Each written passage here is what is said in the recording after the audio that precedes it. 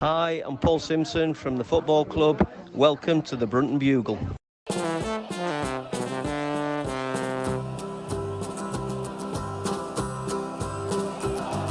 we come, blue and white, and we're looking good. You'll be in for a fight, and we fight pretty good. Getting goals is our job, and we get goals good. Looking good, we are Carlisle United. Hello everyone, you're listening to the Brunton Bugle, the number one place to get your Carlisle United fix in the podcast world. I'm Lee Rooney. And I'm Dan McLennan. Goodbye League One, hello the sweet, sweet release of League Two football. We look back on United's final day defeat at promoted Derby County before taking a look at the end of season release list and Simmo's post-season interview. With a pass so true to Boulder Stone and Clark's in view. There's a cross and a run. First time you've been on for a while, Dan, isn't it? Yeah, funnily enough, at Derby on Saturday, a couple of regular listeners were like, "Have you left the Bugle?" I was like, no, just honestly, whenever Lee's been going to record, it's just whether it's been daytime, I've been on a day shift, and nighttime, I've been on a night shift. Yeah, Badly. We did say at the start of this season, and never really got around to it, we looked at maybe splitting up the review and preview sections. We might actually do that next season. I might see whether that's an easy way of doing things. And you'll get two shorter episodes, but you'll get something a little bit... Yeah, like two 45-minute episodes or something. Yeah, exactly. And we've got specials coming up, which we'll talk about towards the end of the show as well, that kind of thing. How you doing, mate? Before you get going, congratulations on winning the prediction competition this year. Yeah, well, by the virtue back to back, is that? By the virtue of getting one clean sweep over me. I mean, the points total this year is pretty embarrassing for all, isn't it? It's piss, isn't it? I mean, I love John Coleman taking the mickey out of Mike, pointing out the fact that he barely just beat the other guests who got 0. So yeah, there you go. Yeah, I think you finished on 15. I finished on 12, or was that 13? I can't remember, something like that. Mike put it up on Twitter anyways. If you want to find 16, it, 13 rings a bell. That's the one. Yeah, that's probably it then. But there you go. How you doing, mate? Yeah, not bad. Glad that we're going to be back, hopefully winning games next season. Ecstatic. But no, all joking apart, I've been talking to quite a lot of people the last couple of weeks, and nobody wants to get relegated. Nobody likes it. And were we ahead of schedule going up? Yes. Would you swap that day at Wembley? Absolutely not. No. It's football, but you need to look at the broader picture. On the field, we've took a step back.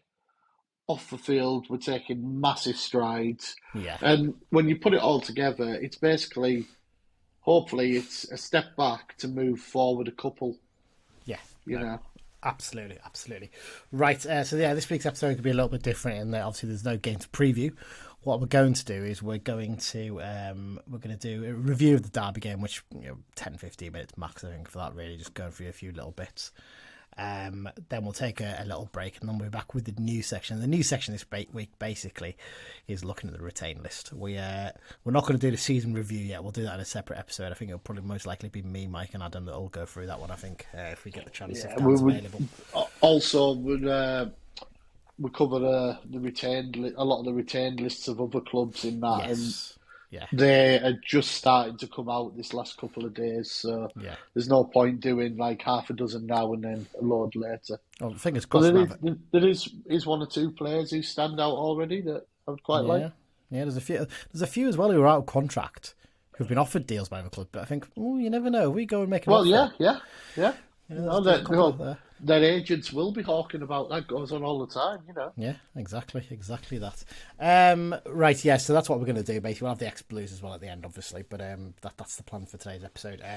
But to start things off, got to remind you, of course, that our sponsors this season have been the Carlisle United Sports Club London branch. Thank you very much for their support throughout the campaign. They do lots of fantastic stuff for the club in terms of fundraising, but also in terms of stuff for Exiled fans, where away tickets, that kind of thing, and designated pubs and travel and that sort of stuff. You don't have to live in London or the South East to join them. You can live anywhere in the world and join them.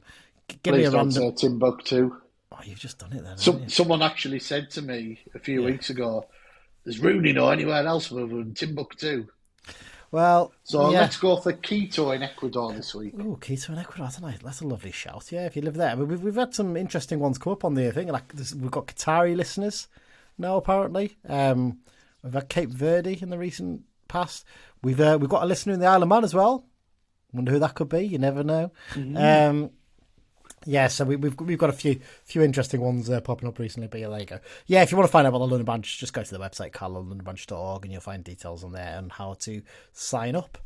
Right, just before actually we start recording, sorry, before we start doing the review, Dan, quick shout out, young Jack Musgrave. Some great little bit of news this week, wasn't it? For anyone who don't know, he's the young Carlisle fan who's been battling cancer. He got some really, really good news, didn't he? I think I don't know what day it was compared against. I think it was maybe yesterday, if we were recording Tuesday. I think it was today, actually. Is it today? Oh, maybe. Well, there you go. Yeah. Breaking news. But yeah, got some news. His cancer is in remission, which is his brilliant news. Or as his mum put it quite brilliantly, it's been mellished, which I think is the verb that really should be coming to the lexicon of all Cumbrians, I think. There you go. So great stuff, Jack. We're really, really pleased to hear about that. Right, time to do the review section then, Dan. Derby County 2, Carl United 0.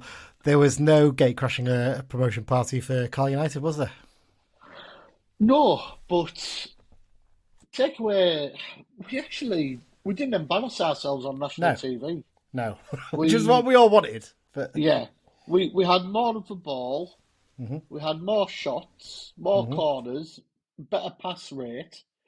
We actually played quite well, just apart from at the business end.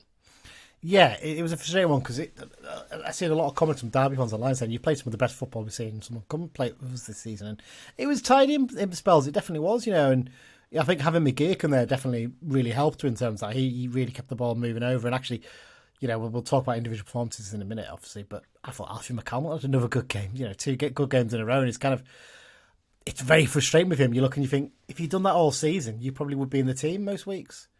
But he hasn't really. When he's had his chances, he hasn't really taken it. And last couple of games, it's almost been like, those couple of weeks out after being a naughty boy was a kick off the backside for him. It's maybe made him wake up a little bit. Or he's putting himself in the window. Well, yeah, there's obviously that as a potential reason. But yeah, it's. I agree with you. I think we certainly didn't disgrace ourselves. We gave a good account. Just realistically, there was one point where we made this move down the right-hand side and everybody around me sort of looked at each other and went, where the hell's this team been all season? We absolutely, our triangles absolutely smashed them for about 2 minutes. They were chasing shadows and we were like, get used to this. But sadly, not enough to keep us up, unfortunately, in the long term. So when the team news came after this one had been rumoured, I think, a couple of days before, isn't it, that McGeechan was going to be fit enough to come back in, and as it was, he was. Came in for Jack Diamond. Not a huge surprise, that one, I guess? Away from home, no, not at all. No. The bench, though, that's where there was an issue, wasn't there? Obviously, Jack Ellis picked up the injury in midweek at Workington, the game you were at in the Cumberland Cup. Paul Huntington had a calf issue; he couldn't travel. Yeah, Paul. Actually, good mate of ours was walking his dog by training, and he said after the game, he'd seen Paul Huntington pull up. Obviously, he didn't tell anyone before because we don't share that sort of stuff, But no. He said he certainly looked as though he tweaked something, or Yeah, so obviously Paul Huntington missed out. On top of that, Aaron Fitzpatrick, he also missed out due to a knock, along with the other second-year YTS lads. So only 6 subs were named in the end. Basically, everybody who was fit was involved. Essentially, that was it, wasn't it? So, yeah. Been some season for injuries, hasn't it? Oh, we'll get on to that in a minute. That's just been outrageous. What do you? I mean, you went down on the train, didn't you, for this one? What was it like? It looked like a bit of a mad one on that train for what I can get from Crewe. Yeah, we heard the night before that the usual Avanti. Most people I knew were on the 703. Yeah. I think it was the 804 got cancelled, so a few more came on that. And when we got to Crewe, we were meant to come in on platform 5. And our change was on platform 2, which is the furthest platform at Crewe. It's like the arse end of the station. Yeah. But from 5, it's doable.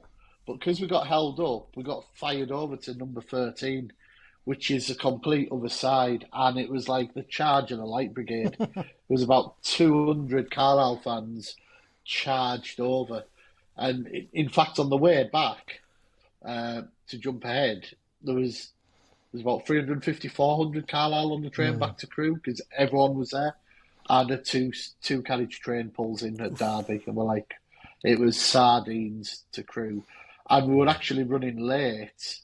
We were due in a minute after our train went, but someone somewhere saw sense and held it. And when the train came in, there was just a row of Avanti staff pointing us to the bridge and over. Yeah. And it was just like, run for your lives. About 350 Carlisle fans running over the bridge, all fun and games.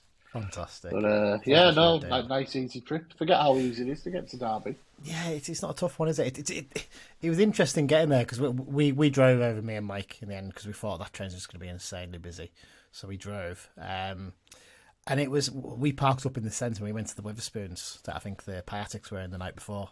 And it was rammed with Derby fans. And there was a sort of nervous excitement about them, wasn't there, really? When they were around the ground as well, they were obviously very exciting. Look, they knew they were playing us and there was always a good chance, but there's always that little worry, isn't there, in the back of your head. Once you get in there, I mean, it's a Premier League ground, isn't it, basically? Oh, yeah. It's I've never seen as many stewards at a ground in my life. Yeah. I mean, yes, I know they'll have drafted more in because the pitch invasion was going to happen and that, but I've never had my ticket checked as many times going to a ground. Yeah, we were given very specific places to sit, weren't we, basically? Yeah. It was a bit of a surprise. Shout out for the rail seating. Yeah, I liked it. I think it's good. Yeah, I was impressed. We've obviously experienced of it from Germany, us too, haven't we? And it's brilliant. If you want to stand, you can stand. If you want to sit, you can lean on it. And even when you have a 5 minute sit, you can still see even if people are standing the way it's done. It's quite good. Yeah, it's really well thought out. To be fair, full credit to Derby. And it's one of those things. If we ever have to make stands, seating at Brunton Park, I think they should definitely look to bring it in. Absolutely, 100%. So yeah, it was. You could feel the atmosphere really building up beforehand, couldn't you? And the thing about stands out for me about Pride Park as well is it's a bigger. It's like 5,000 bigger capacity than Bolton, but it doesn't feel a bigger ground than Bolton, does it? It feels. I like Bolton's ground, but it feels tighter, doesn't it? I quite like it. I think that's mainly because, apart from the main stand, it's one tier. Yeah. I've been to quite a few of these. I've been to Derby, Leicester, Southampton, which are all very similar. And I think the one tier thing, because it's actually two tier from where you go into your seat, but you can't tell when you're in it, But I think that's the reason why, It's a bit different to some of those standard bowls, isn't it? It's slightly different to those ones. I like it. It's a good little ground. And you could feel it building up. And obviously, once kickoff comes, they were always going to come out strongly, weren't they? They were always going to come out and go at us. Yeah, of course, Mendes Lang has that early chance. And then Max Bird, the lad that they sold to Bristol City in January and loaned back to the end of the season. Good bit of play by them down the right, and he cuts in onto his left, and he absolutely hammered a shot past Lewis. I've seen a few people suggest that maybe Lewis could have done better with it, which I think is a little bit harsh, to be honest. I was sort of stood right behind him as he hit it, and it was like an Ecocet missile. Yeah. It flew in. Yeah, it doesn't look that quick. The best keepers in the world would have struggled with that. Yeah, it doesn't look that quick on the telly sometimes, but it was hit well. And it was just one of those ones, he caught it so quickly and well. I'm not even sure if he's a left-footed player, Bird or not. I don't know if he's right-footed or left-footed, but he just, as soon as he hit it, you're like, you know what, that's... There was a concern there, like, they're going to run away with this. But I think that was the sort of... The general, it was like, oh, Christ, here we go. But the next 10 or 15 minutes, we were on top, weren't we? There was a few chances. Kalman had a shot from the edge of the box that deflected just wide. Arm had a chance on the corner that he couldn't really get a strong connection on it, so it was fairly easy for the keeper. And then Derby thought they'd taken a 2-0 lead when a shot from Sibley was deflected up into the air and Abu Adams acrobatically bicycle kicked it into the back of the net from a few yards out, but the linesman flag went up straight away. And when you watch it back on the thing, he's probably onside, isn't he? Actually, but it's a weird one because Barkley's coming back from the offside position, and it's only because his foot is in the air because he's running that he's played on it, and there's no way the linesman could see that foot from where he is because of Abu Adams is actually blocking the view of it. So to his view, he will have looked offside. So you can't really blame him for that. Look, let them off. They got 2 minutes taken off the game at the end, so they can't grumble. Strongly worded letter has been sent. Indeed. Georgie Kelly got probably as close as he's got so far to his first goal with a looping header from a deep free kick that the keeper tips over the bar, and that was really it, wasn't it? Really, in terms of sort of those chances. I mean, they did have one other chance, Derby, and they'd potentially go 2-0. I actually thought Harry Lewis had a decent game, and this was an example of it, wasn't it? It was a bit of a mix-up from our own corner. They go on the counter-attack, and Back desperately stretching to try and play it back to Lewis. Doesn't quite get enough on it to get it all the way back to him, but it's a really good reaction for him to come out and block Mendes Lang, isn't it? Yeah. Yeah. It's good goalkeeping. Into the second half, they really, I think they had just thought, you know what, we need to finish this off here because they had a really good go at it. First 10-15 minutes they were on top, and Collins probably should have made it 2-0 with a chance at the far post, but didn't mess about when he had the chance, did he, to finally do it? No. These are players who are top-end League One, if not Championship players, and when they get their chances, they take them, He's got 200, I think he's got his 200th career league goal against us earlier this season. Which, tells you what you need to know about how good a striker he is. And it was just a simple, long free kick from the goalkeeper, nodded down by one of their players, and Collins just reacted quick enough and smashed it past Lewis from a few yards out. And then after that, Mendes Lang probably should have made it 3-0. He had another chance where he got away from Neil, turned him, and again, Lewis stood brilliantly to dive at his feet and claim the ball. And then, other than that, really, there was only one more chance for us, and that was a McCalmont shot that deflected off Mellish and went wide of the post, and that was pretty much it. The rest of the game was sort of played out. As time went on, you could see people edging over the advert boards towards the pitch. In fact, to be honest, they were all stood by the advert boards for about the last half an hour of the game, weren't they? Once they'd gone 2-0. Yeah. They were all waiting, and then the great thing was they were announcing throughout the game, please do not invade the pitch. Yeah, so we can have the promotion celebration. Please do not invade the pitch. And then for the last 5 minutes, when people started to gather over the advert boards, the announcement changed to, please do not enter the pitch until the referee's final whistle. Yeah. And look, we know officially it's an offence to go on the pitch and all that, but there's times where, they've just got promotion back to the Championship. Their club nearly died a couple of years ago. Yeah. There's some very happy people. Tell you one thing that was weird though, I mean, we stayed for about 5 minutes and then we're like, we'll go back to that Harvester, get a drink because we've got an hour for the train. Number of people who were just going home. And I was like, we thought the really same. strange. I mean, don't get us wrong, there was loads still in. Yeah. But there was a good number, just like, all right, we're up and going on. I'm like, I reckon about a good 10-20% at least left. And it's like, they weren't even people going to the pub, they were all going to the train station, stuff like that. I'm like, yeah. Why? For me, I'd still be there. I'd probably still be there now if they'd let me. It puzzled me a little bit as to why so many of them. I 100% agree with that. We were all like walking back into the town, like, why so many of them leaving? This is just bizarre. But each to their own. Maybe they had pubs they were going to celebrate. I'll have to get home. I don't know. It was an early kickoff as well, so there was no rush. Very, very strange. But yeah, final whistle goes, and poor Harry Lewis got swamped straight away. Didn't he? What I love about that is, he's going to kick the ball, and if you watch the video, one of our mates has done a video from the away end in the corner, and you can see as he pans across, the linesman's almost down the tunnel as the ref blows his whistle. he did not wait, and tell you what, the pace on him, sign the lad up. He looks rapid, that lino. Yeah, whoosh, he was away, wasn't he?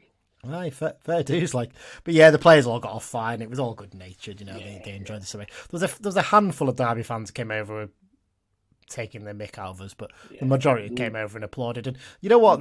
The Derby fans I've spoken to this season, it's weird because I remember I said this to Mike, last time we were in League One, you'd get fans of the bigger clubs could be quite arrogant, couldn't they? And they could be quite, we shouldn't be at this level, blah, blah, blah, whatever. I found it's quite different these days. They don't tend to be as much like that. There tends to be a little bit more humility about it. And maybe it is like when your club gets that close to going bust. I think also our numbers Sean. I mean, we just went under 1,000 the last game, and that obviously pushed us back over. And I was talking to a Derby fan. He was like, "Oh, you got relegated 3 weeks ago. You're bottom of the league. Why are you bringing 1,700 here?" I said, "Well, it's just what we do, you know." Yeah, last game of the season, bit of fun, you know. Yeah. Well, that's what I said. I said, look, when the fixtures came out, you see Derby away last game of the season. It's a prime, you know. I said Bolton away, Wigan away, Derby away. They were the three big ones for most people. Yeah. You know, I said we took over 4,000 to Bolton and Wigan. He was like, "You what?" I went, "Yeah, well, nearly 4.5 to Bolton." What? I know. And I said, Wigan, we haven't played Wigan properly for 20 odd years. The first time at the new ground. Wow. I said, and we used to have a bit of a rival with Wigan in the 90s, so it was always a big game, you know. You kind of look where the teams that are potentially coming down. Birmingham City would have been a belter, wouldn't it? Yeah. Potentially. But not to be, unfortunately, with that one with us. So yeah, final whistle goes, play, celebrate. Obviously, we didn't get a chance to say thanks to the players, or whatever, at the end, but I think they kind of knew that was coming, didn't they? Yeah. So there you go. Little quick shout out before we actually talk about some of the talking points to Barbara Abbott, who's very, very quietly didn't tell anyone beforehand, did she? She's retired from doing the match photography from now, basically. Yeah. So it's, all the best to Barbara. I've known Barbara for we've known her for about 20 odd years, haven't we? Yeah. And you know, blew through and through, and it'd be nice for her to actually get to enjoy watching the matches without having to worry about getting the right shots. Look at that massive toolkit trunk thing round. It's huge. God. Oh, it's huge. Yeah. I reckon Barbara could fit in that and have a kip if she wanted. it's huge. It's a big old bit of kit, isn't it? But fair dues. Yes, I know. Just going back to Birmingham, when did we last play them apart from Wembley? I'm going to guess 74, 75. 84, 85. 84, 85. Oh, did they drop? Yeah, and the time before that was 74, 75. Wow, so we didn't play them that often. It would have been quite a big one, that one. We've only played them 21 times in history. Wow, we've actually played Derby more than that. 3 of those were cup games, so... Christ. Well, there you go. Yeah, so...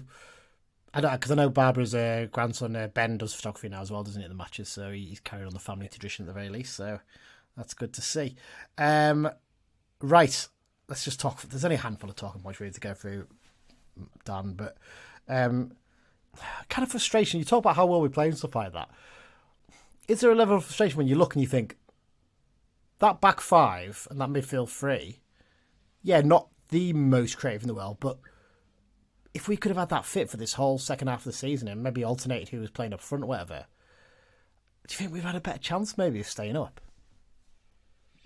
It's all if but and maybes. It is. You know, one of the key things last season was having forfeit strikers 2 on, 2 off. You know. Yeah, we haven't had that for a long time. Luke Armstrong, I think he's played 90 minutes every game pretty much.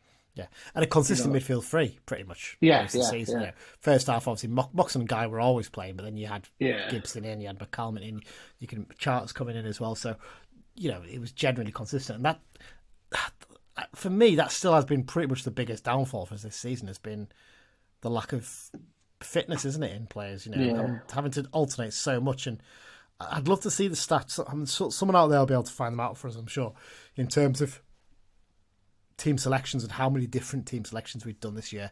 Because I'd imagine that there'll be a lot. Given the injuries we've mentioned and whatnot, and general form and other stuff. 4 different keepers as well. Yeah, to throw into the mix. You know, it kind of goes to show sometimes, doesn't it?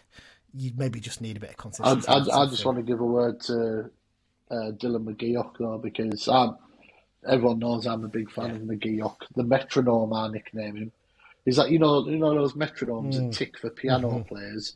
He's just like one of them, just conducting, and he's so comfortable on the ball. And there was times in the second half, early on, where Derby obviously came out, start second half, thinking, let's get the second and kill this, And he'd receive the ball, he'd have 2 players on him, a little turn pass, and it's away, And it's all simple passes, isn't it? It's nothing over flashy. We've missed. He just puts his foot on, and we just look a better team with him. He's one of those ones, McGeek. I do wonder.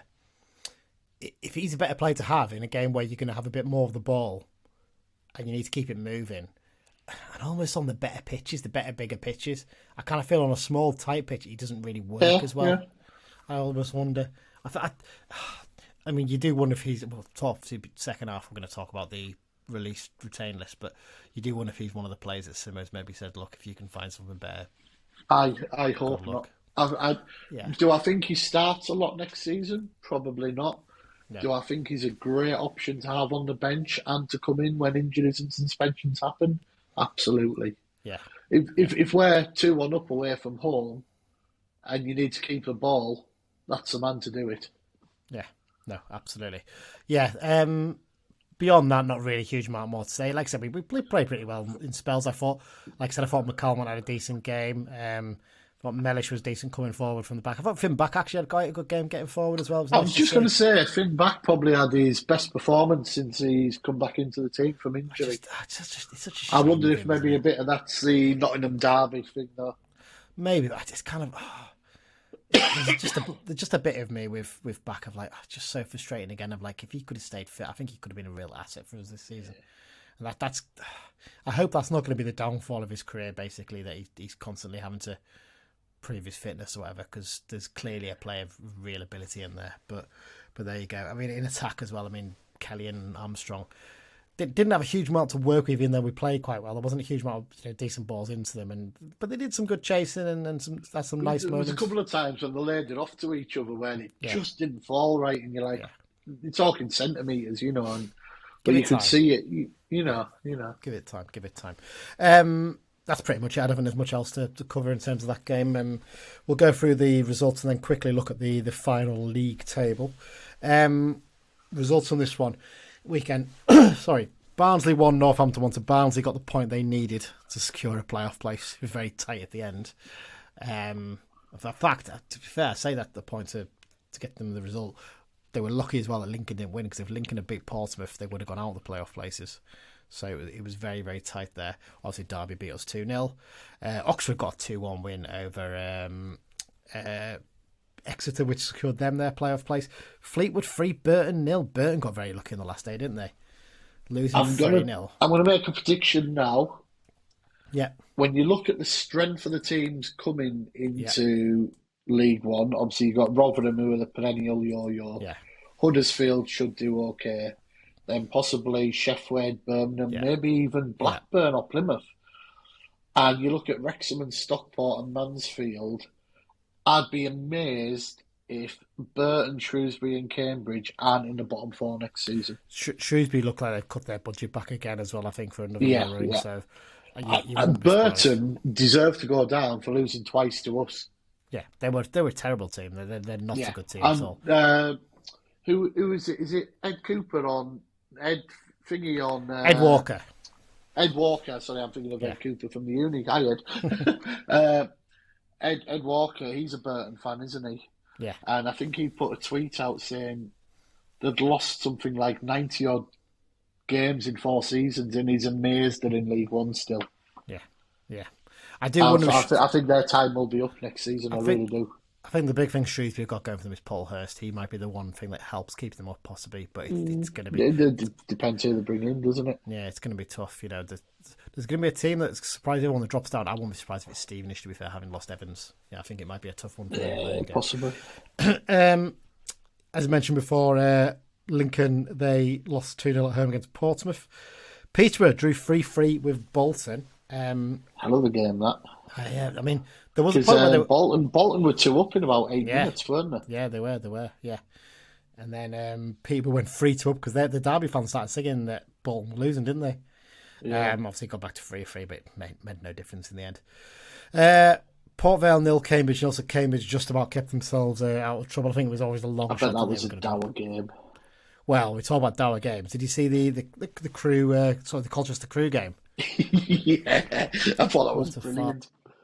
Yeah. What an absolute ridiculous! It was ridiculous because Sky chose to show it, even though it was obvious that the two teams just needed a draw to get the results they needed. There was a bit of competitiveness in it, but then the last 5 or 10 minutes was just them passing it about, wasn't it? It was. I don't think they had much choice of games. I mean, they could have went to Holker Street to see Pete Child's Salty Tears. Yeah, I mean that would be a more exciting game. Always going to be a more exciting game, that one, because there's something fantastic from when I was following it.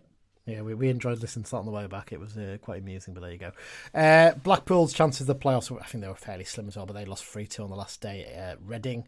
Shrewsbury lost 3-1 at home to Leyton Orient on the final day. Cheltenham, they needed to win to have any chance of staying up. Unfortunately, they lost for them 2-1 at Cheltenham. But what a job Darryl Clark did there to nearly keep them up. It's quite remarkable from the start they had.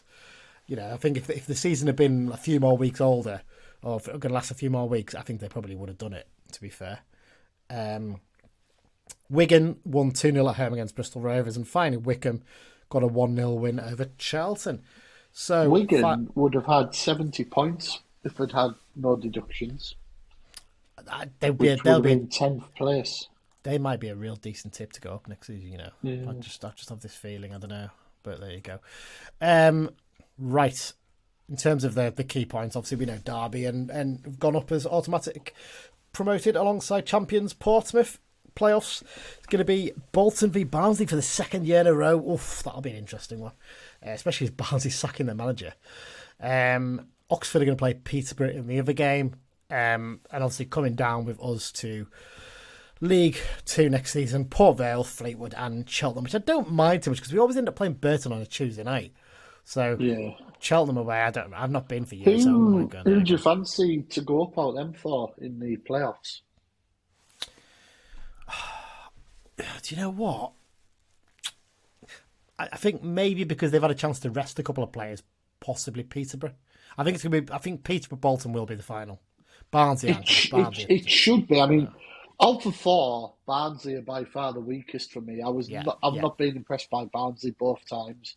Oxford, early on in the season, we were a little bit unlucky. I thought they were class above here. Peterborough was a decent game up here, and then we just put one of them randoms in down there. Yeah. So it's hard to sort of gauge Peterborough for us. Yeah. And Bolton, we had that day there, and they did the same to us up here, really, didn't they? So yeah. It's interesting to judge exactly who it'll be. I'm going to say Bolton. There you go, Bolton. Well, I know why you're saying Bolton. I said Bolton for the league, didn't I? think you did. I'm sure I said Derby to win the league, so I've got automatic for them, so I'm happy with that. I'm just looking up my predictions. I had Bolton and Derby for promoted, and I had Peterborough, Barnsley, and Oxford in the playoffs. Oh, that's not too bad. Yeah, the only one I got completely wrong was Thingy, who won league. Oh, there you go. Pompey. I had Derby and Bolton. I think Derby to go be champions, Bolton promoted. And my playoffs were Portsmouth, Blackpool, Charlton and Peterborough. So Blackpool just about missed out. Charlton was a poor one. Portsmouth did it better than expected. I also tipped the top scorer as well in Alfie May. Yeah, I mean, all I'm going to say is my relegated choices are interesting. Cambridge just about survived. Cheltenham and Port Vale, I said both of them. Less said about Oxford United, the better. I had Cheltenham, Shrewsbury and Cambridge, who only just both survived, and Northampton, who actually had a decent season. I said Orient as a dark horse, which so did I. To be fair, season. And I had Wycombe as a surprise struggler.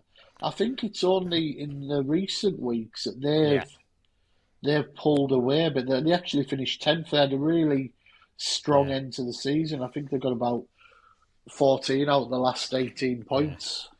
I went top scorer Colby Bishop, so I'm really happy with that one. It's how many did you get? He was second. Yeah, one behind, so that's not too bad. And I think I went with Conor Hourihane to be player of the season. And I think I did as well. He's not actually featured that much for Derby, to be fair. No, I think he's started petering out. Yeah, he certainly has. But there you go. Before we take a break and go into the second half, then Dan, just a quick look at League 2, obviously for next season. So we know that we were losing Stockport, Wrexham, and Mansfield, so they're gone. We now know that the playoffs are going to be Milton Keynes, Dons, Doncaster, Crewe, and Crawley. Who would you want to go up from them? Who would you want and who do you expect? Doncaster are the form team, yeah, but expect that. It's playoff football. Yeah, I I think MK have to be favourites because they finished so far ahead of the other three. Mm-hmm. And as much as we don't like them as a club, talking purely in footballing, they're a decent team. And it'd be interesting because it'd be Mick Kelly will be getting promoted through the playoffs 2 seasons in a row if he did that. Yeah. So, but yeah, to be honest, I'd like to see him go. I wouldn't mind if Crawley went up purely so we don't have to ever go there for anything. Oh no, because we had a memory come through me 10 years ago the other day, wasn't it? Was it we yesterday? had mad trip. Yeah, yes. yesterday. God, that was. We're recording this Tuesday night, so yeah. Yeah, there you go. So that's your playoffs.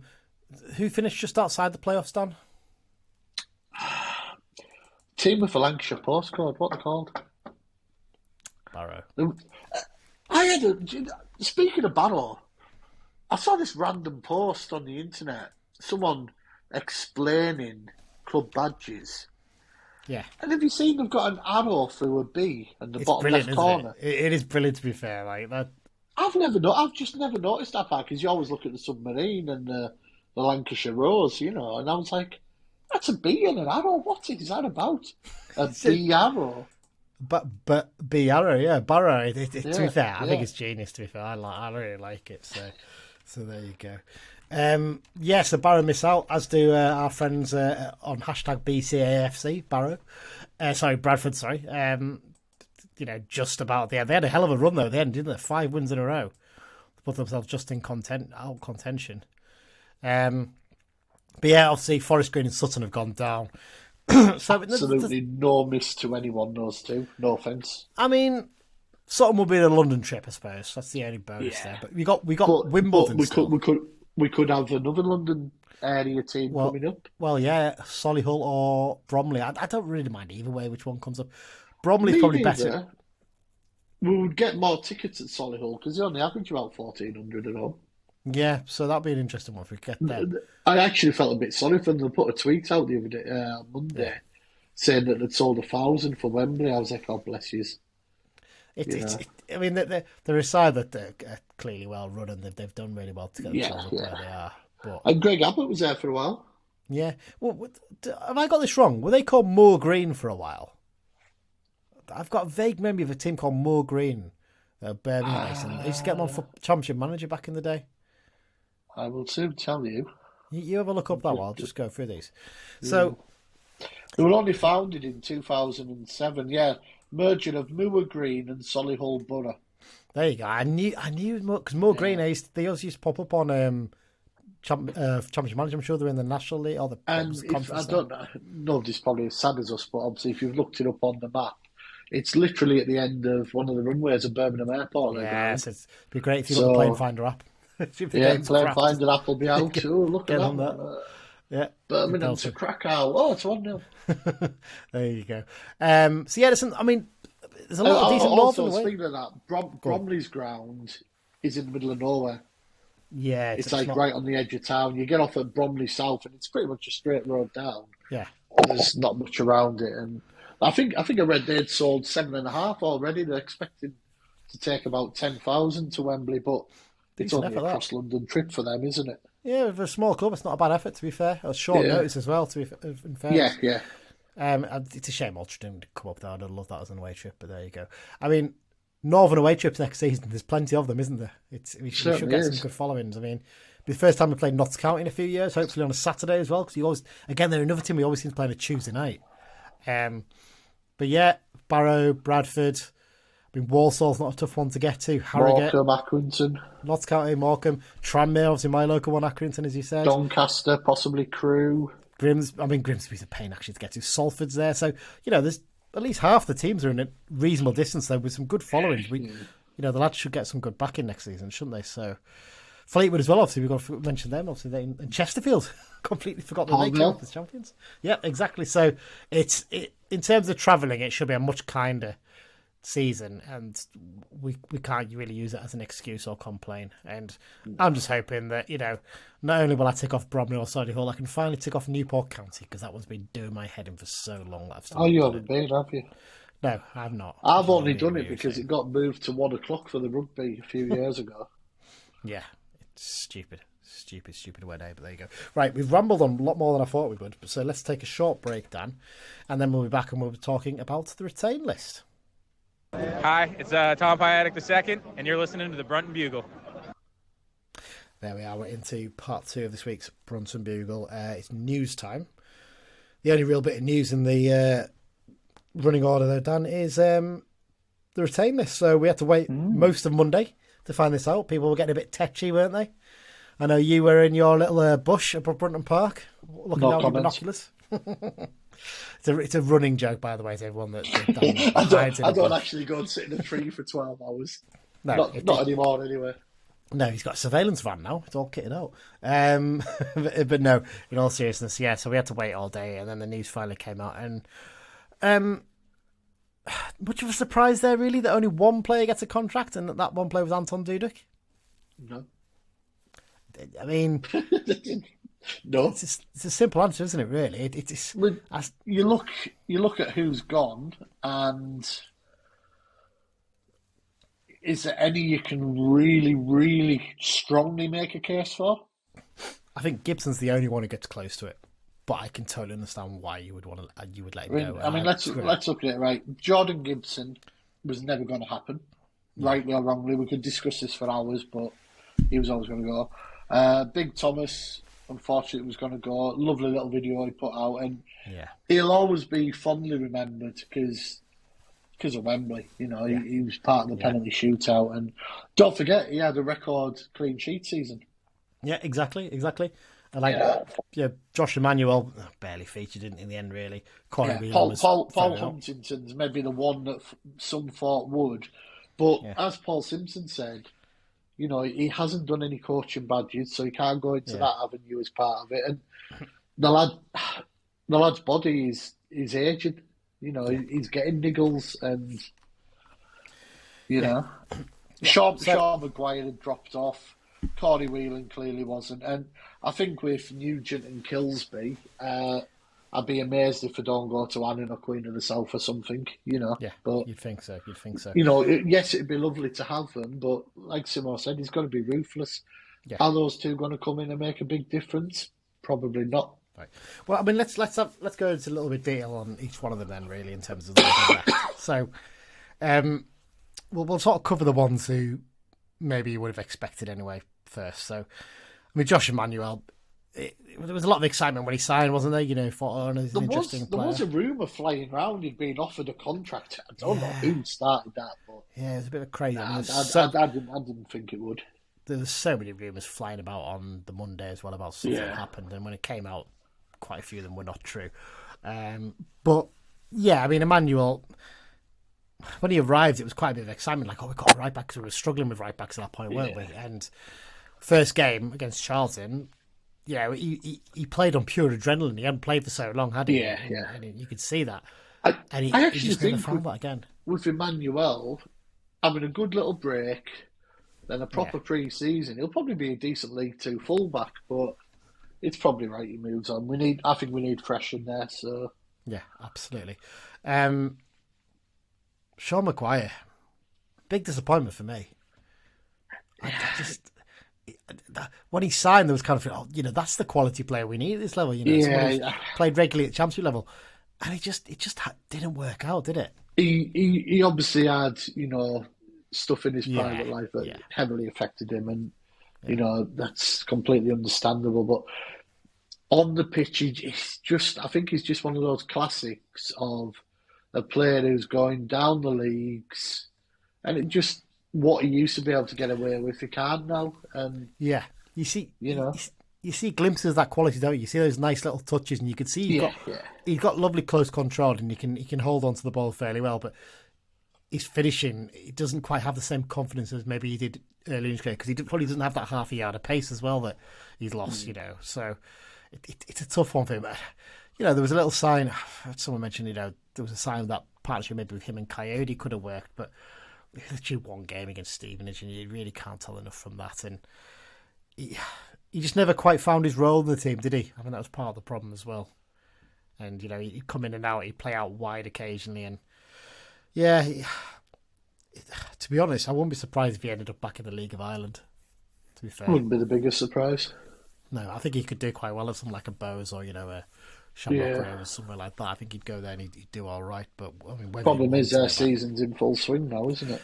It is, and he's injured at the moment though, so that's a difficulty for him, isn't it? With that Achilles injury he's got, so interesting to see where he ends up. Yeah, Corey Whelan, we knew it was coming, didn't we? Obviously, yeah. Look, you might not be able to come on this back and say I don't think Simmo treated him that well, to be honest. For someone who's a good professional, I think he could have been treated a bit better, and I don't think there was any need to deregister him from the squad. I mean, it showed up the fact that we didn't sign anyone, and Sean Green turned out to be a bit of a dud signing. Yeah, I've heard stories about, in terms of his, not personal life, but his reasons for not choosing to take a payout or leave in January, and I totally understand why he's done it. I'm not going to say why, I've heard stories, but he's a good lad. He's always come across as such a good lad as well, hasn't he? That's the thing that's he's been dependable when he was called upon, I think there's a slight danger of some fans over eulogising him though, because you got to remember that first season he struggled, and actually when you put pace up against him he could struggle quite a bit. When there's a couple of games he tried playing right back or even in midfield for one, and he got completely overrun. When he played on the right side of that back three, he was so reliable and he just did his job, and he was really, really good at that. And you know what? He's going to go to another League Two club probably. He's going to be great for them. I can guarantee you that he will, and he'll be a good signing. But you could see him at Morecambe or Accrington or something, couldn't you? Yeah. I heard rumours that Chesterfield were keen on him in January. Interesting. Didn't quite work out, but interesting whether they go back in for him or not. But yeah, I just kind of feel like it's one of those ones that he's a good professional, and I wish him all the best. I'm sure he's going to do great wherever he does. Very, very classy statement, actually, I have to say, when he left as well. Yeah, the two young lads, Kilsby and Nugent, they're probably the two that I was a little bit surprised about, to be honest, because I did wonder, maybe not surprised, maybe surprised is a bit too strong. But yeah, I just kind of felt that maybe we'd keep them on and try and develop them for another year, basically.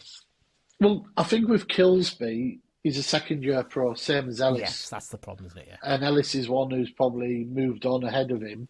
Mm-hmm. Nugent was your typical first-year pro. And, like I say, I think both will have, a decent career on the circuit around here, Certainly Annan and Queens you would expect would be interested. Yeah, I think Workington might be keen to get Nugent back actually, because he did really well there in his loan spell. New manager at Workington and a big changes, though, isn't there? True. I mean, I do wonder if in different circumstances, if back under the old ownership or the old setup sort of thing, we might have kept Nugent and give him another year to try and develop. But now, because we're aiming for a higher level of player, they're going to be even further behind what's... I think also having the four lads on the third-year scholarships hasn't helped him. Yeah. No, I think that's probably... Especially when you look at someone like a Jake Allen, who's really physically well-built. And he's quite slight, isn't he? Jake Allen looks about 28, not 18. Yeah. He's a strong little bugger. I'll say little. He's not little, but you know what I mean. Well, I know a working fan I've been talking to, he messaged me and said he's apparently a proper shithouse as well. So they really like him. I think I said it in my review last week. Obviously, whenever I've seen him, he sort of played centre mid. Yeah. When Jack Ellis went off, obviously Emmanuel moved over and he moved to right back, and he really looked like he gave a shit at the end when the whistle went. He looked really disappointed, and that's good. That's what you want to see in young players. Absolutely. So yeah, I mean, like I said, I'm sure they're going to find moves somewhere, and they'll do great for themselves. Hunt is one of those ones that I understand why Simmo might. It's one of the ones you look as well the way you go, he could have been quite a useful player maybe at League Two for one more season, just one more season. A bit of an experience head in there, but I think Simmo probably the one he's stewed about the most, but probably thought, we need a fresh start all round. We can't just keep. I think he said, he hinted, didn't he, after the Derby game, that he'd been too sentimental last summer with the signings he made. Yeah. And maybe he's thinking, look, I'm taking all sentiment out of it now. Hunt's is 37 in September, I think it is. Yeah, and there's not many play on past sort of 35, 36 now. I think Clint Hill possibly did when he was here. Yeah, and Clint Hill had a pretty good injury record, fair, but you look back at his career, he didn't have many injuries. And Hunt's... It's undeniable now that he's picking up a lot of calf injuries. And once that starts happening, it becomes a problem, doesn't it? It's a real shame he didn't play as much this season because, you know what? Because it's an interesting mix. I think there's some fans who get a bit too over the top about how much he could have done next season for us. But I think also there's a section of our fans who try and downplay how big he was for us last season as well. You know, because I think actually, in terms of the way he organised us and led us through some of those games, he was a massive player in part of us going up. Yeah. Yeah. I don't get the way some people try and do that, but there you go. I just think he's a good player, Hunson. You know what? By the sounds of things, he wants to carry on playing, doesn't he? So you wouldn't be surprised to see him turn up somewhere else, like a Morecambe or an Accrington, maybe, possibly for one more I think season. it'd be ideal for Gateshead. Well, yeah, that would kind of make sense, wouldn't it? Actually, you know, it's not too far a trip as well across the A. 69, whatever. So yeah, I could 100% see that's a good shout. That, to be fair, Dan, I hadn't even thought about that one. But yeah, I don't think he'd want to go to Morecambe because Morecambe lost their manager today. He's going to be assistant manager at Accrington. has he? Jed Brannan. Wow. Yeah. Wow, so they're going to be struggling. Which tells you Morecambe are going to, unless something happens, Morecambe are really going to struggle. Well, off the pitch, they're a mess, aren't they, as well, which is a real shame, to be honest, Exactly, because they've been well run for so many years, and then this new owner who came in, whenever he is, he's been a disaster for them, I think it's fair to say. Yeah, so Hunt's, I think Simmo himself said it was a tough decision, but he just had to take the sentiment out of it. Thomas Holy, we all saw that coming in January when he became third choice, didn't we? You know, I am a bit gutted. You know what? I think Simmo made a mistake there in dropping him early in the season. I genuinely do. I think he should have stuck with him for long, because I think it's kind of shown since we come up that having a consistent goalkeeper is a really big part of it for me. You look at all the other clubs, they've had a consistent keeper they've stuck with, and we kept chopping and changing during the season. You know, he put a little bit too much faith in Anderson early on. He dropped Holy when he hadn't done a huge amount wrong as well. And he dropped him at the right time when he did drop him the second time, to be fair. I think people are rewriting history if they forget the fact that he made mistakes 4 games in a row. And it was big mistakes in all 4 of those games. Yeah. You know, so he looked broken after one of them as well, didn't he? The Cheltenham one, yeah. He looked a broken man, bless him. Yeah, so it was sad that, and obviously Lewis comes in and Breeze becomes the number 2. As you have to do at that point. You've got to try and build him up, and it's a shame how it ended. It would have been nice to maybe seen him on the bench at the weekend. I know 2 keepers looks a bit silly, but I just think it would have been a nice little touch. But we had space. We did, we did exactly. So but it is what it is. And I can remember. Do you remember going to Norwich and Mark Gillespie came on 90th minute for his debut? Yeah, I remember that. About 2009 or something, was it? Yeah, it was. But yeah, I was nearly crying watching that video he put up. Like, it was just a really lovely touch, and that's someone who's bought into it, isn't it? Really, and he's such a positive guy as well. And you know, he'll always have his chance, which I won't repeat here because it's a little bit vulgar, but he'll always have that, and he'll always have fixing the net at Mansfield alongside Wembley. Yeah. Classic moments, but yeah, that's just a lovely fella. And you know what? I'm sure he'll get himself another League 2 club. He'll get a club. Because 6'9" goalkeepers who command the box the way he does at that level, you know, you don't turn them down, do you? So there you go. So all the best, Thomas. The last one, Jordan Gibson. What an enigma. The lad's clearly got ability, and he probably should be playing a higher level. But something in there needs to click, doesn't it? There's shades of Harry McCurdy, isn't there? I don't think he's quite as... He's certainly not nowhere near like the attitude or temperament of No, McCurdy. but in terms of ability, and probably should play higher. Yeah, absolutely. 100%. It's just... I mean, to be fair, Gibson, he's had a big year off the field because he's had a child and that, and, you know, that's obviously coming to his life, etc. And we all know what happened a few weeks ago. You know, no one's hiding from it. He put an interesting statement out. I've got sympathy for him. I really do. What I would say is, Simmo said that the players who done what they did wanted to apologise to the fans for it. I didn't see an apology for that incident in there. You know, if you say you're going to do that, say it. Just come out and say it. I think most fans would go, look, I was an idiot. I shouldn't have done it.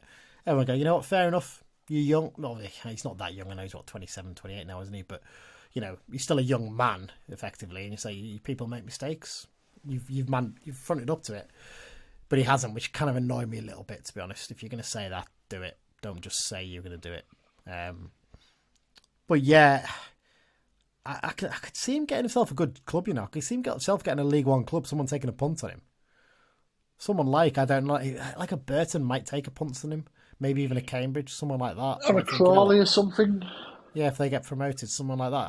I could really see it. He's got to knuckle down, though. And he's got to make the most of that ability. Because like I said, he's not that young anymore. You know, people might think he's 23, 24. He's not. I'm going to double check this now. I'm fairly sure he's 28, 27 now. He just 26. Sorry, he turns 27 next year. He really needs to get a little bit of a grip on that and show the ability that we saw in spells this season. Because you know what, there were times when he was left out team. When he came on, he was the one creating stuff, wasn't he? He was the one making a difference. Yeah. He probably needs to pin down a position as well, because I don't know if there's a winger or an attacking midfielder. What's the best? It's a tough one to judge, isn't it?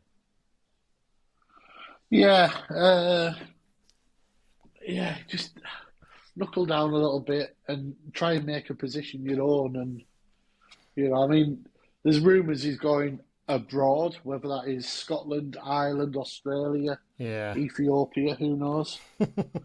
could be anywhere, couldn't it? But yeah, look, I actually think in the end, as much as I'd love to see us, part of me is like thinking, it'd be like nice to see him get one more year out of him and see if we could get him to be consistent. I think it's a best move for both clubs. Parties. Yeah, probably is. It works out well for everyone. And, you know, again, at the end of the day, he was a big part of that team that went up. People. And he gave us that great afternoon at Bolton. Exactly. That's, you know, all the best to Jordan as well. You know, I'm sure he'll do well wherever he goes next. We've talked about the scholarship players already. So Dudek getting a deal. What's your thoughts on this one? Simmo's very keen to make sure that we're aware that he's still a development player. He's very much at the same level as the even though he's 1 year old, the third year scholarship lads, isn't he? Because he's basically, because he hasn't had that scholarship in the same way.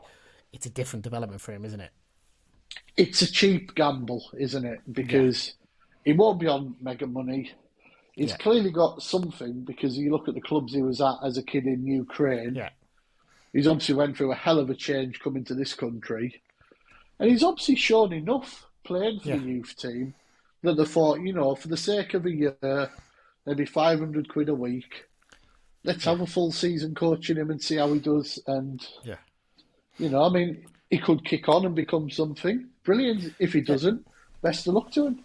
Because, I mean, the couple of games he's come on as a sub, look, I wouldn't say he's looked out of his depth, but he's come into tough situations in both those games.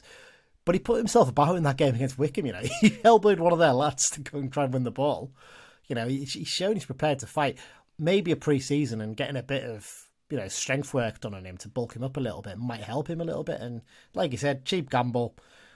Can always loan him out to someone like, you know, if we can get into someone like a Gateshead, brilliant. If it's down to like a Workington or whatever, fine, you know, as long as he's playing football. And he seems, what I like about him as well, he seems very enthusiastic about it. He seems to really buy into it. He really wants to be playing for us. He's already posted on his Instagram, see you next season or something, hasn't he? Yeah, because Simmo said he's got a month to decide. I don't think Simmo's seen that post. That lad's decided what he's doing. He's staying next season. So really, really interested to see how he develops, really, because I think, like I said, it sounds like there's a real player there potentially. So he's one who would benefit from more reserve matches.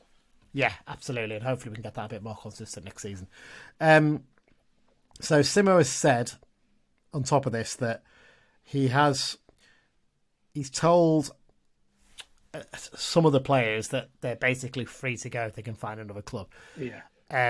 He said he's not going to name them. What annoyed me yesterday most of all was the number of our fans who don't understand how football contracts work. Yes. You simply cannot release a player who still has a year to go on his contract unless you agree a financial settlement.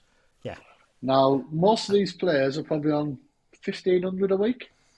Yeah. So for a season, you're talking 75, 80 grand He ain't going down the road for 10 grand.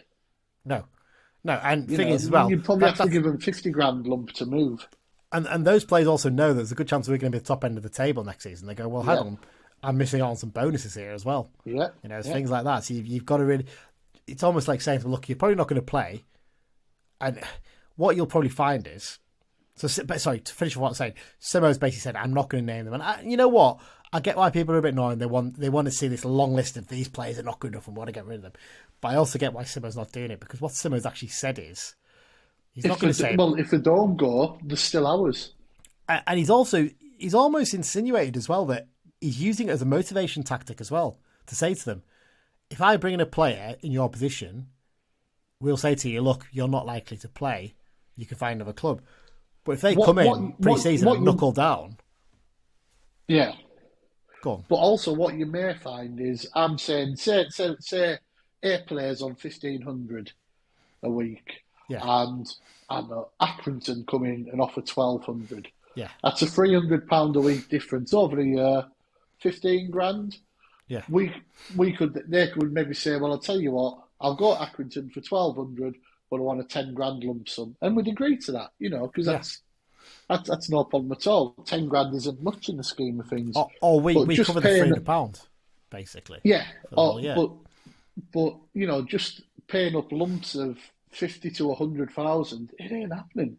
No. Because you're taking away from your budget then as well. Yeah, absolutely. And like I said, you might find someone might find those players come back and you know what, actually, I'm going to knuckle down and show what I'm capable of. And, you know, you might well someone might come back and go, you know what, that lad really has actually listened to me this thing.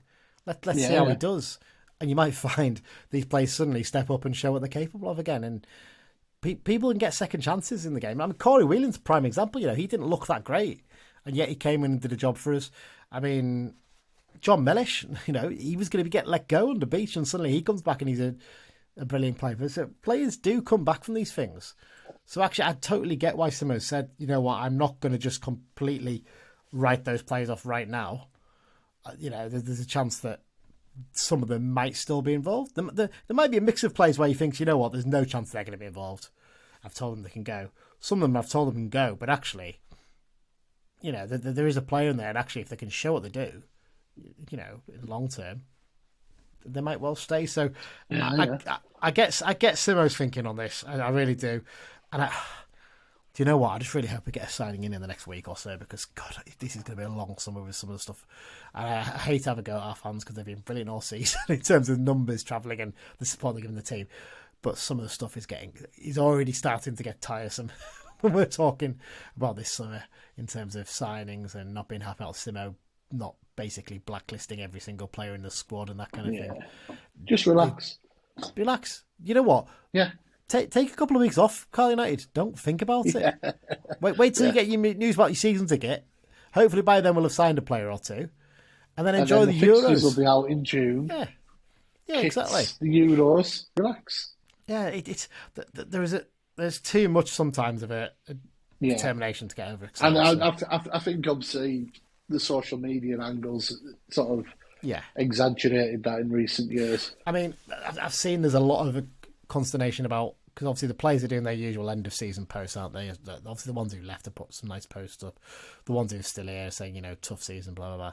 A little bit of consternation about Sam Lavell's post.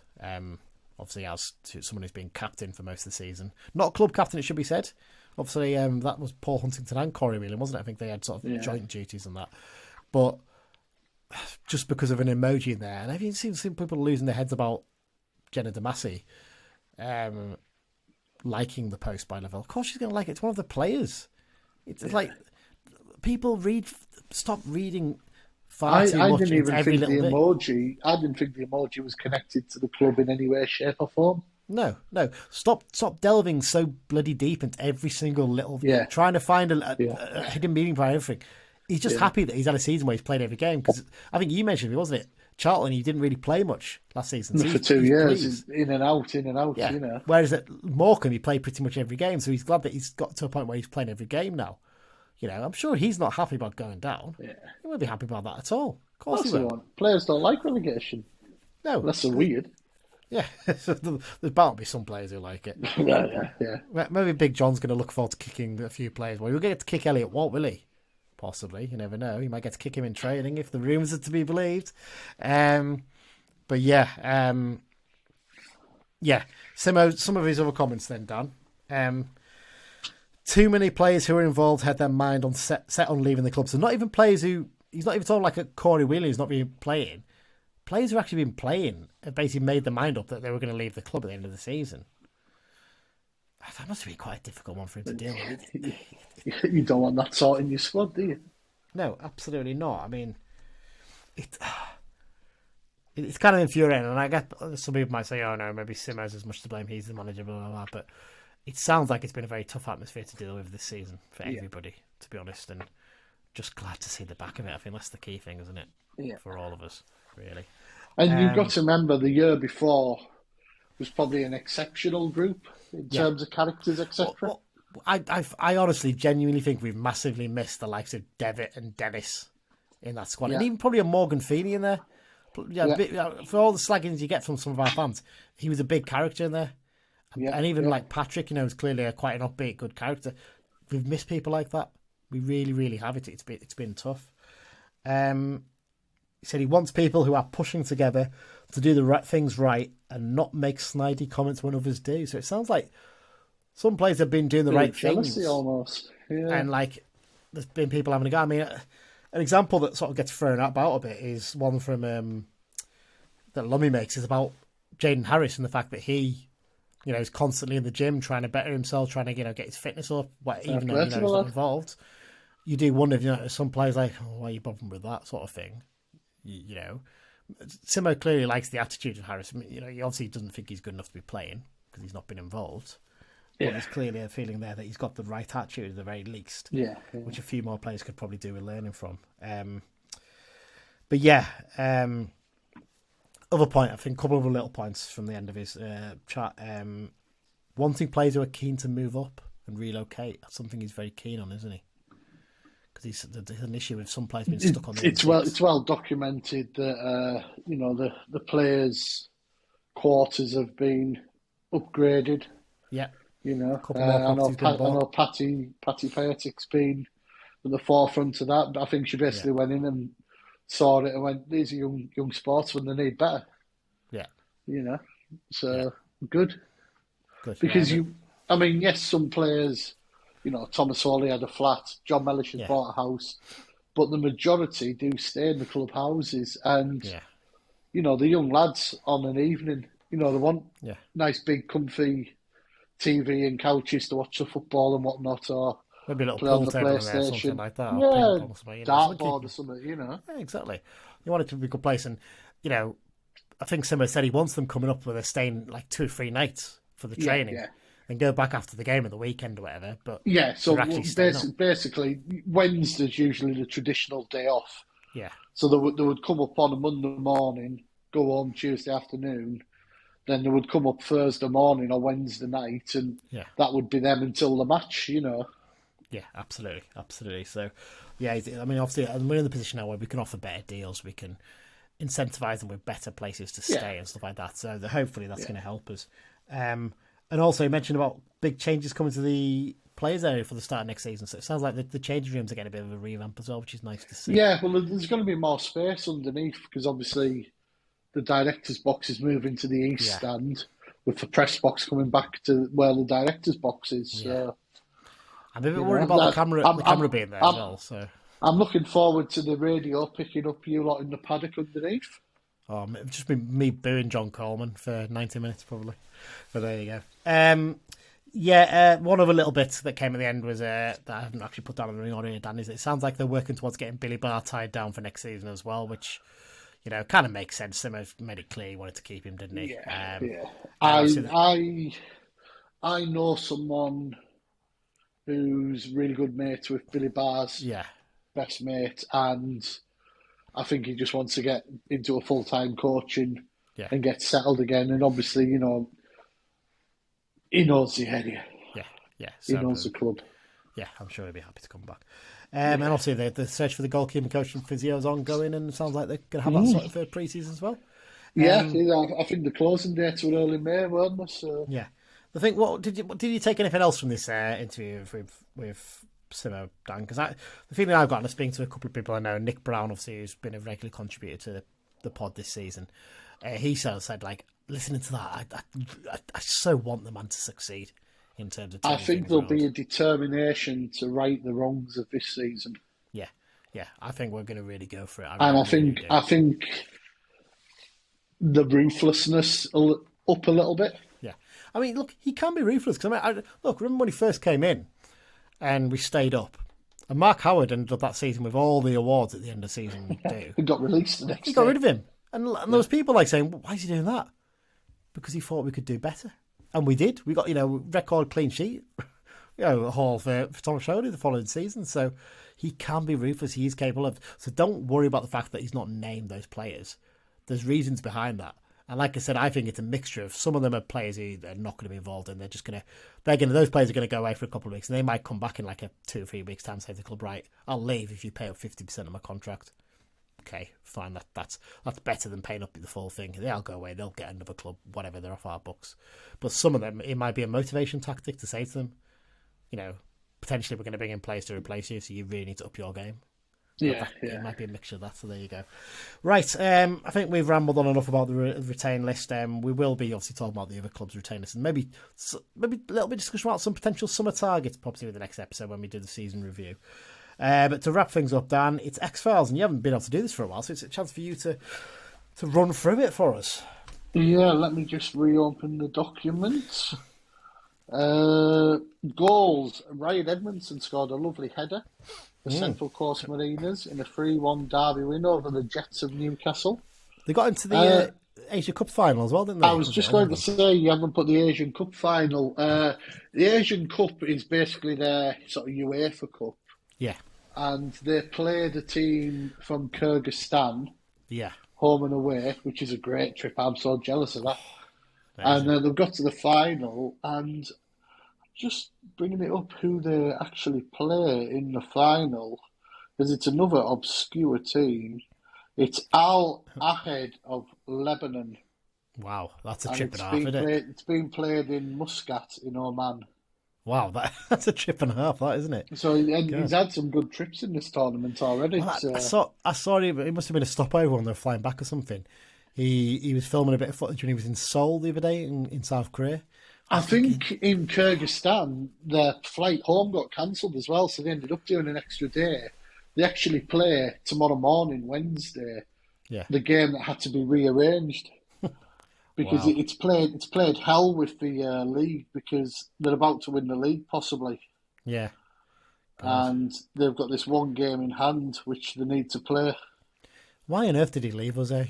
What reason would he wanted to go to the other side of the world to play in a stadium by the beach, travel around Asia? God, lucky get.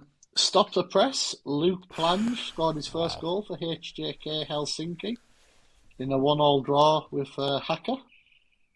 Yeah, good finish. It's good finish. Yeah. He was playing as a striker, wasn't he? So yeah. Kyle Dempsey scored in that Bolton 3-3 draw we mentioned. Tom Anderson of Doncaster scored. Unfortunately, it was in his own net. Andy Cook, the fireworks kept him up, scored for Bradford as they beat Newport, which we've already mentioned. Danny Granger's final game in charge of Workington. A 2-1 win over Guiseley. Stephen Riggs scored. Connor Tignon's retiring. There's quite a few big players that all change at Workington. James Hooper scored for Runcorn Linnets in the 5-0 win at 1874 Northwich. There's a name. And Carlisle City's final game of the season, 3-2 win over Northallerton Town. Dan Kirkup and Jordan Holt scored. Dan Kirkup's been playing a few years now, Christ. I think he's just about the same age as me. He might be 1 year younger than me, I think. Fair play. Neil McDonald, remember him?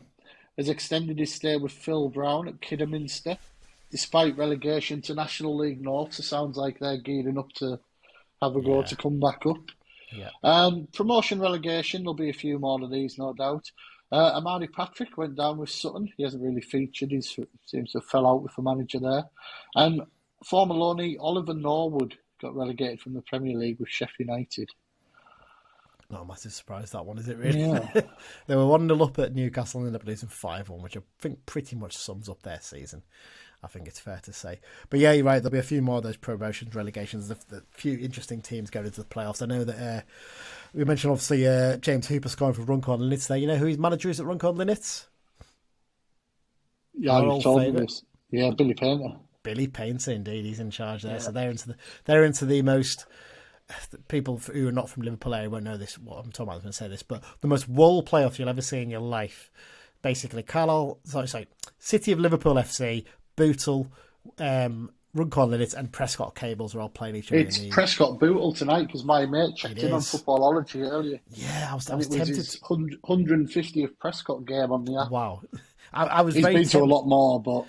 I was very, very tempted to go tonight, but I was like, no, I need to get this recorded. The Bugle's more important, sadly, for everyone. So it would be interesting to see Sonny Hilton, because he'll be playing in that game as well, won't he? I guess. So there you go. In fact, while we're recording, why don't I quickly have a look and see if I can find the Prescott Cables Twitter feed? It's 0-0. I've just done it myself. Great. 70 minutes roughly gone. 0-0. Yeah, I'm just going to have a quick look, see if I can find out if Sonny Hilton's playing or not in the game. No, I can't find... Oh, hang on, Bootle FC. Let's have a look. What Bootle FC's lineup for this game? And Sonny Hilton, indeed, is playing for Bootle, number 7. I should have gone down, but never mind. I might try and go this weekend to the final when they'll be playing against the obviously Linnets. 2,035 are there at the game tonight. That's mad, isn't it? That's a good crowd, that. For the level they're at, that's just incredible, isn't it? You know, to get that sort of crowds. Runcorn Linnets, are they playing at the same time? They are, but they're losing 2-0 at home to the City of Liverpool FC. Who they play purple, don't they? They do, which is the same colour as the wheelie bins in Liverpool. So there you go. Right, we've rambled on for long enough, Dan. If we're talking about the colours of wheelie bins and football shirts, then we probably have reached the pinnacle. Thank you very much for joining me. Really appreciate it. No problem. You're a very busy man these days. You've been moving. So. You've been moving house over the last year, haven't you? So it's been a bit of a slog, really. So there you go. Never move house a week before Christmas. Oh, what a decision that was, eh? Thank you once again to our sponsors, the London Branch, for their support this season. We really, really appreciate it. In terms of upcoming episodes, as mentioned, we're going to do a season review / post-mortem, where we'll also go through a little bit of in terms of possible transfer targets and maybe look at the players who've been released, who are ex-Blues at other clubs as well. That'll be the ex-Blues update for that one. We'll probably then take maybe a 2 or 3 week break, I reckon, is likely to happen. Just while we recharge our batteries a little bit. We'll have a couple of specials lined up. You're in the process of writing the away kit one, aren't you? That we've been promising for. I haven't started yet. I know. I've given you some leeway there.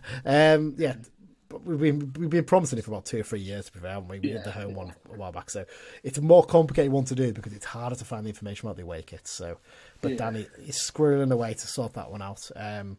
Will be, yeah. Yeah, so we'll get that out.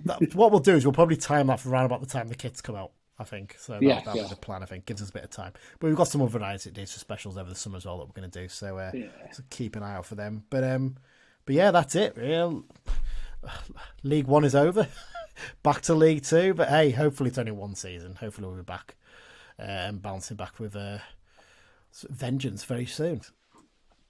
So yeah, all that's left to say is up the Blues. Up the Blues.